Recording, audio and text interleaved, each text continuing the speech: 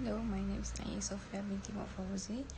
Today with my group teammate, I will explain about assignment question now of power distribution number 5. So the question is about a register judgment install an electrical wiring for motor tester without a control circuit, and if he install motor starter control circuit, he install it switch far from the view of that particular motor. Does the action follow the current electrical regulation? So please elaborate the electrical question. So the next slide, my friend and I will explain the question. That's all. The first slide that I want to explain about legal compliance based on Malaysia Electricity Regulation 1994 under the Electricity Supply Act 1990 at 447. So first we move to FAT regulation reference.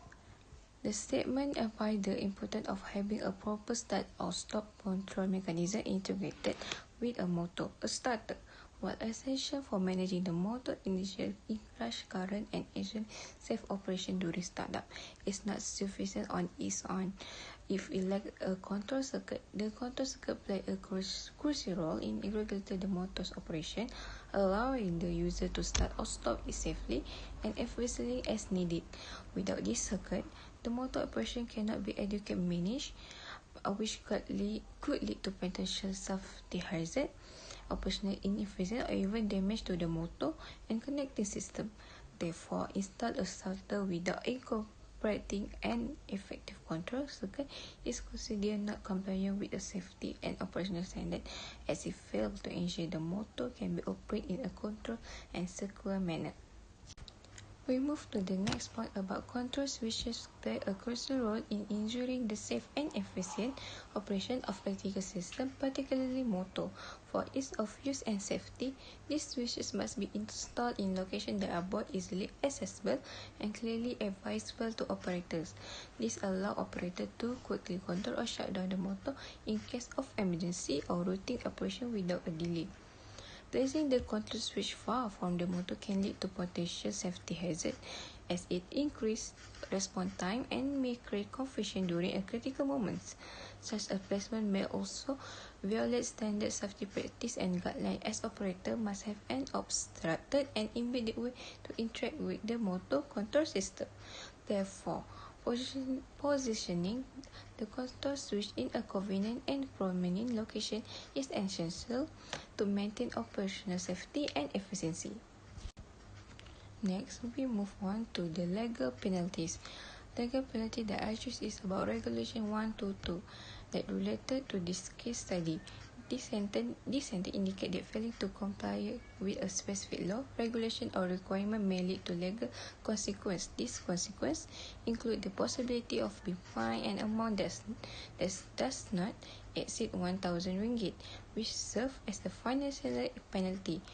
Furthermore, the individual may face imprisonment for a duration of 6 months, emphasizing the severity of the non-compliance. In some cases, both penalties, paying the fine and serving a prison sentence, may be imposed simultaneously depending on the nature and gravity of the offence. This legal provision is made to deter violation and ensure the adherence to the established rules of obligation. Last but not least, we can provide a solution for this question. So we can install a complete motor control system, involve designing and assembling all necessary components to ensure safe, efficient, and compliant operation. The system includes the motor control system on position switches, which are strategically placed for ease of access and visibility, adhering to the Regulation 17(2) and 3. This regulation emphasizes the importance of user safety and accessibility by maintaining the control device, such as switches and buttons, are clearly visible and reachable during operation or maintenance. The control circuit are carefully designed to manage motor function, such as starting, stopping, speed control, and direction, while incorporating protective measures like overload release and circuit breaker to prevent damage. Position switches are installed to monitor and control motor movement or detect mechanical limits, ensuring precision and preventing hazard. The layout is planned to optimize workflow and minimize risk, ensuring the system meet regulatory standards and operate reliably in an intelligent environment. That's all from me. Assalamualaikum warahmatullahi wabarakatuh. My name is Mohd Syafiq Zulfadhli bin Rashid Aliska. My metric number was B0821105002. For this subtopic, which is safety issues and solutions, I will talking about the two main issue here that we got from the question. Is the first one is risk of hazard, and the second one is delay emergency response. Alright, in the risk of hazard, I found out the question said it without a control circuits. Without the control circuits, the motor lacks key safety features like overload protections and emergency stop mechanisms. This exposes the system to risks such as equipment damage, fire, or injuries. So to mitigate these risks, we need to install overload protections and emergency stop control into the system. This feature ensures the motor can be stopped immediately in emergencies, protecting both equipment and personnel. The second one is delay emergency response. Placing the control switch far from the motor creates a delay in emergency response times. This increases the likelihood of accident as operator may struggle to act quickly during critical solutions. So, to mitigate these solutions, we need to install the switch within the operator direct line of sight to the motor. This placement ensures quicker response time and reduce the chance of accident during emergency. Next is about working culture and solutions. Alright, in this subtopic, I found out two, which is professionalism, and the second one is industry reputations. In the question, I found out for the professionalism, installing incomplete or unsafe system undermine professionalism. It reflects poorly on the judgments, accountability, and integrity. So for the solutions, I found out professional culture must emphasize adherence to regulations, ensuring every project meets safety standards. Judgment should take responsibility for quality works and demonstrate accountability. The second one is about industry reputations. The issue here, repeated instance of non-compliance damage the industry reputations. Client may lose trust in registered judgment, affecting the credibility of the electrical professions. So, for the solutions here, to maintain the industry standards, it's essential to cultivate a culture of compliance. This involves conducting rigorous quality checks, staying updated with regulations, and providing continuous training to improve skill and safety awareness. Assalamualaikum warahmatullahi wabarakatuh. My name is Manisha binti Naufal. Today I'm presenting public interest and contribution towards society in the context of our case study under the Electricity Regulation 1994. Let's begin with public interest.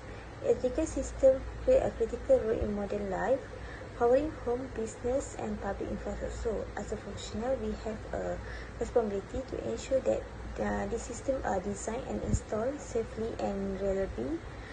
The Regulation 1994 provides a clear framework to achieve this. And first is commercial safety. Safety is the cornerstone of a public interest. When electrical installation are faulty or incomplete, the consequence can be severe, including fire caused by electrical fault, which could spread rapidly in residential and industrial areas, electrocution hazard, particularly if wiring or control systems are improperly installed, operational failure, such as a motor stopping suddenly during critical processes which can lead cascading disruption. In our case study, the registered chargeman did not include control circuit of the motor starter.